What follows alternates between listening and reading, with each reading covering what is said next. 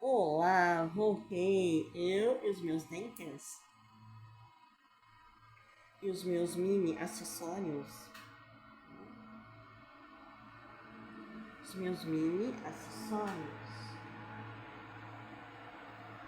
Ó, acho que não dá pra ver assim no colar.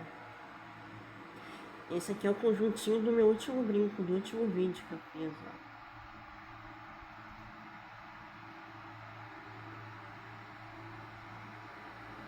É bijuteria, viu, gente? Eu esqueci dos anéis. Meus anéis. Tá aqui, ó. Anel. Essa mão tá sem anel, tá? O douradinho, o anel dourado quebrou. O meu anel dourado, ele é muito fininho, ele quebrou, tá? É bijuteria, então, meus anéis. Então, os dois anéis aqui. Eu estava usando uma unha postiça, ó. E com essa aqui e essa aqui. As demais unhas saíram, tá? Então, meu cabelo novo, tem que acharam. Eu adorei o corte de grama, eu achei o máximo. Show, muito show, eu amei meu cabelo. E continuando com a leitura, né, do livro Celso Furtado, hoje é dia de Celso Furtado. Formação Econômica do Brasil. Formação Econômica do Brasil. Tá?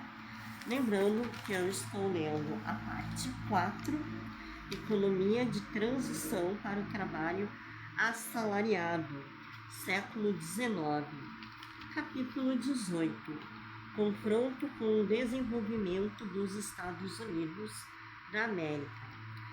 O capítulo 18, ele tem 9 parágrafos, tá? E hoje eu vou ler um parágrafo 9, que é o último. O último parágrafo do capítulo 18. Vocês conseguem ver?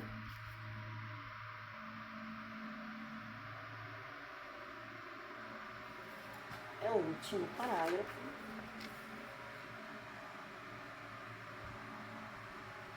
E aqui tem um rodapé, ó. Tá em português, graças a Deus. Meu inglês não é um dos melhores ainda, né? Então vamos lá. Aqui não é só inglês aqui, né? Tem inglês, tem francês também. Então vamos que vamos. Continuando a leitura, parágrafo 9. A semelhança do que ocorreu no Brasil ao se abrirem os portos, a balança comercial dos Estados Unidos com a Inglaterra era, via de regra, deficitária nos primeiros decênios do século XIX. Eles tinham dívidas, né? Contudo, esse déficit, em vez de pesar sobre o câmbio, como foi o caso no Brasil, lembrando que o Brasil fez acordo com a Inglaterra prejudicou muito Portugal, porque as exigências da Inglaterra eram o fim da escravidão e Portugal não quis, e isso pesou muito no câmbio de Portugal e do Brasil, tá? Então, contudo, esse déficit, em vez de pesar sobre o câmbio, como foi o caso no Brasil, e provocar um reajustamento em níveis mais baixos de intercâmbio, tendia a transformar-se em dívidas de médio e longo prazos, invertendo-se em bônus dos governos central e estaduais. Formou-se assim, quase automaticamente, uma corrente de capitais que seria de importância fundamental para o desenvolvimento do país. Isto foi possível graças à política financeira do Estado, concebida por Hamilton, e a ação pioneira dos governos central, primeiro, e estaduais, depois na construção de uma infraestrutura econômica e no fomento direto de atividades básicas. Rodapé 94. Rodapé 94. Na primeira metade, Na primeira metade do século XIX, a ação do Estado é fundamental no desenvolvimento norte-americano.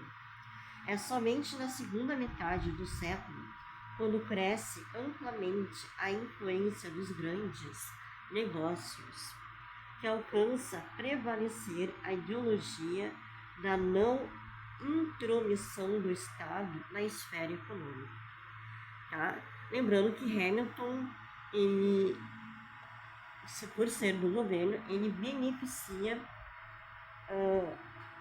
o capitalista, né? Ele beneficia aquele que focasse na indústria, que criasse algo em prol da indústria, que gerasse capitais, mercado de capital, né? Assim, o que é capital na economia?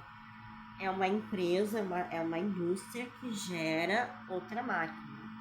Suponhamos uma empresa que cria computadores, uma empresa que cria smartphone, uma empresa que cria tablets, né? Uma empresa que cria óculos, tá?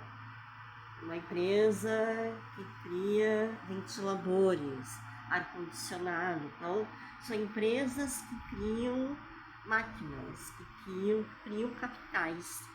Tá? Isso é capital na economia. Então, são máquinas e equipamentos. Capital na economia são máquinas e equipamentos. Tá? Até um prédio aonde se vai, que eu vá trabalhar, é um capital. Tá? Então, isso Hamilton facilitou o capitalista que criasse outros capitais, outras máquinas e equipamentos.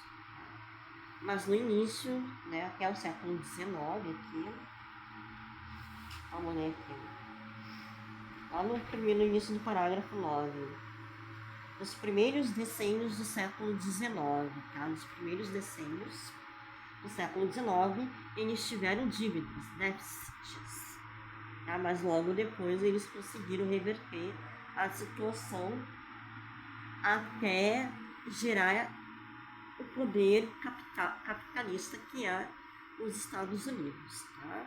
Que são os Estados Unidos, que é gerar máquinas e equipamentos, tá?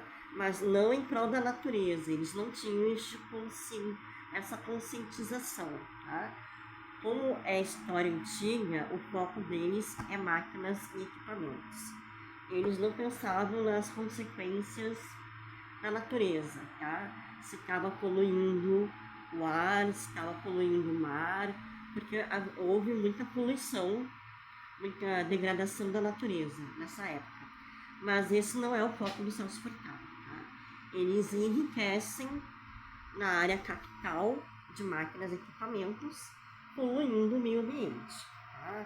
Tanto o ar quanto a água, e destruindo tudo, tá?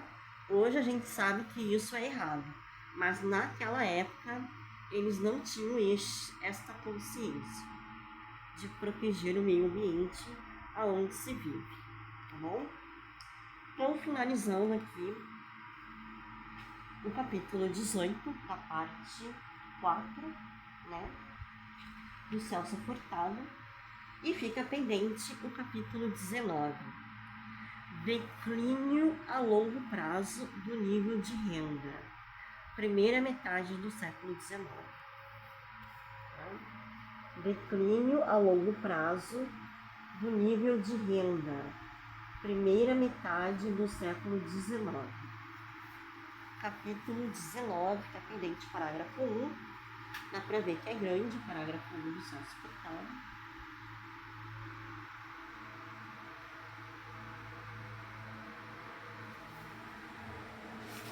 Né?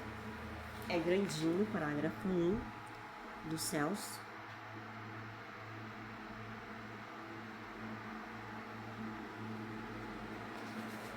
Tá?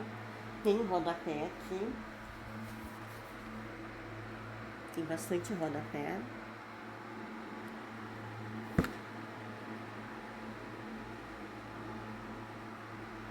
Tá? Então é isso aí, meu povo. Semana que vem, se não houver nenhum imprevisto, eu volto e tchauzinho!